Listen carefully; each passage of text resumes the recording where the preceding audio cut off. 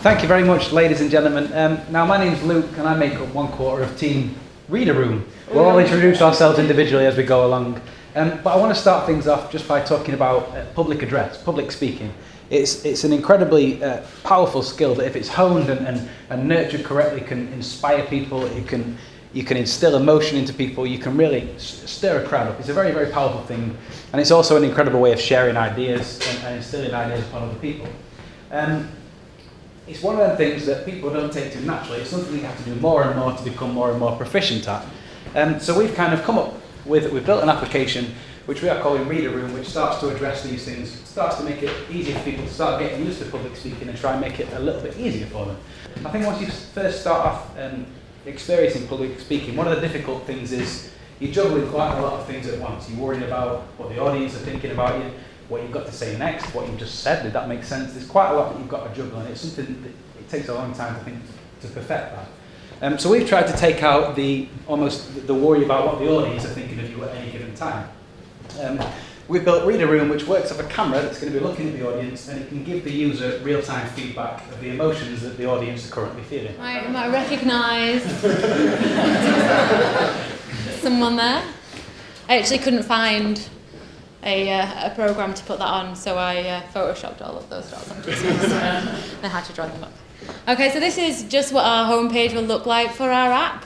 It just gives a brief description, like the guys have done, of what it will actually be. And so we get started. So on this screen, you enter a session and a username, and when you enter these, they will then go into the Redux state that we'll have on our front end, and it will store that information there, so that at the end we do have this history button that you can just see a bit off screen. And that is later on we'd hope to build that out so that you could look back on previous sessions and things that you've done. So having the session and the username in there means that you've just got something that you can very easily look it up with, and you can find the information that you're looking for quickly. So it's telling us the faces that are in the room and also the average age. We do have another part to it which tells us like the status of, it says just live, so it tells us how far behind the latency of the application, the data that we're getting back. So it generally averages around about 5 or 6 seconds, unless I say that and someone's next to me, and then it goes to 15. And the bars at the top are just bars to show between happy and sadness, if someone's calm or angry.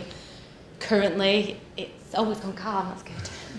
So yellow is calm, we want yellow and green, they're the good ones. No one is sad, so it's good. And the bars at the bottom.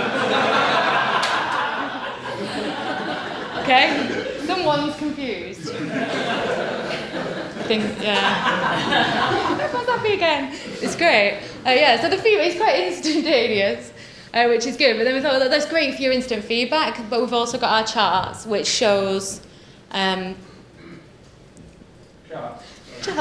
which shows over time the general emotions of the room. So it kind of gives you a bit more of a feel for how it's going. You can look back over, we've got to set it to the last couple of minutes. So the top graph, like green is happy, you want lots of green in there, and then the bottom, we've got that chart in. And the bottom chart, well, it's not as sort of visually appealing as the top one. I find it like people were using that one more to pick out the data, because you can be a bit more specific with where you're looking at and what data you want to see for that.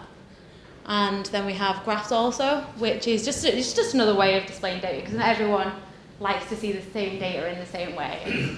People just want to see different things. So eventually we'd have maybe different emotions that you could put on there if you wanted to plot happiness against sadness. We've gone for happy and confused because we were looking at how you might use it in a lecture sort of situation. So happiness is high, confusion is low, great.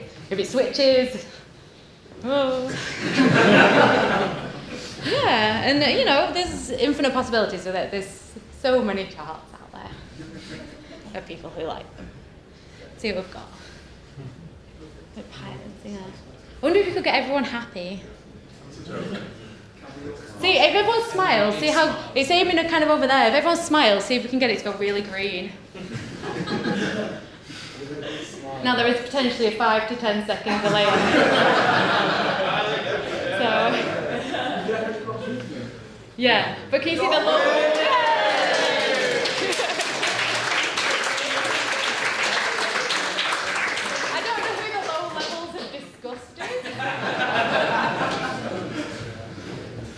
yeah, that's our app. Oh, you're not playing it,